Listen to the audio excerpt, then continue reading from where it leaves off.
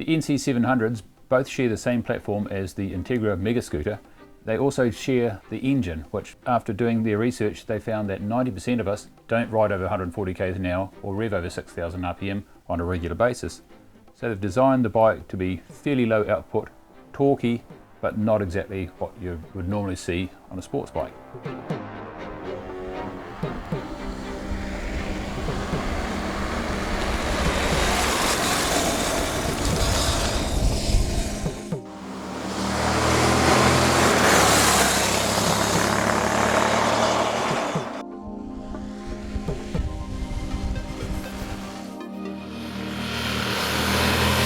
The Honda NC700S is $11,995.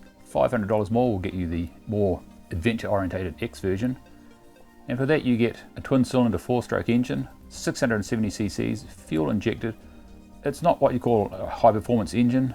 It's only putting out about 45 horsepower, but it's nice and torquey. It's a very user-friendly motorcycle to ride. Instead of a fuel tank between your knees, you've got a storage compartment that easily fits a full-face helmet. It has fairly basic running gear, a single disc up the front. What it is a sensible, safe and humongously economical 700cc bike.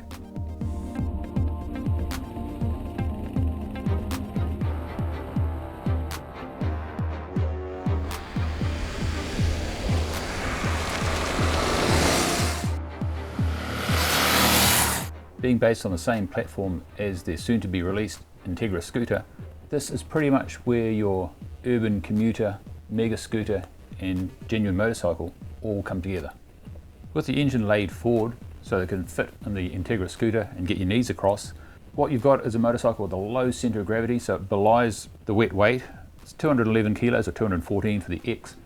As soon as you're moving, you'd never think it was anything close to that because it's a doddle to use through town, around town, car parks, out on the open road. It's a nice, competent but user-friendly experience.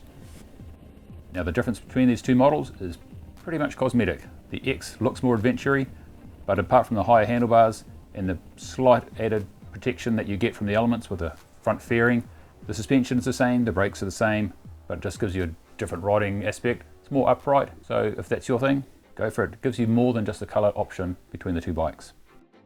Now there's nothing particularly flashy about the running gear on the Honda NC700 series. That being said, they've done their homework. The suspension's a nice match for the bike, and unless you're charging really hard trying to tie the thing into knots, it's going to suit absolutely fine.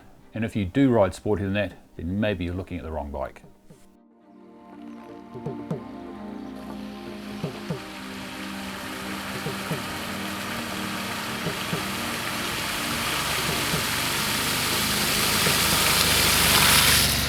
When you roll into the service station, you're going to get a few funny looks. Use the key on the side of the bike and you pop up the rear section of the seat. That's where the fuel tank is. Once you get under there, it's held up by a little bonnet latch if you like. You can see the influence the automotive world has had on the motorcycle division.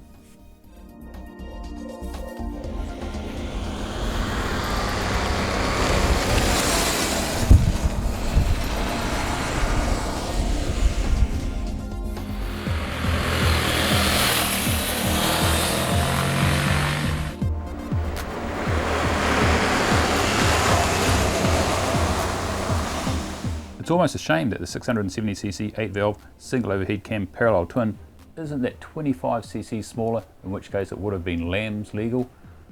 It is the sort of bike that you could get on if you're a new rider to the class, if you're a returning rider. You want something that's sensible, economical, non-threatening. This is the sort of thing that might be right up your alley.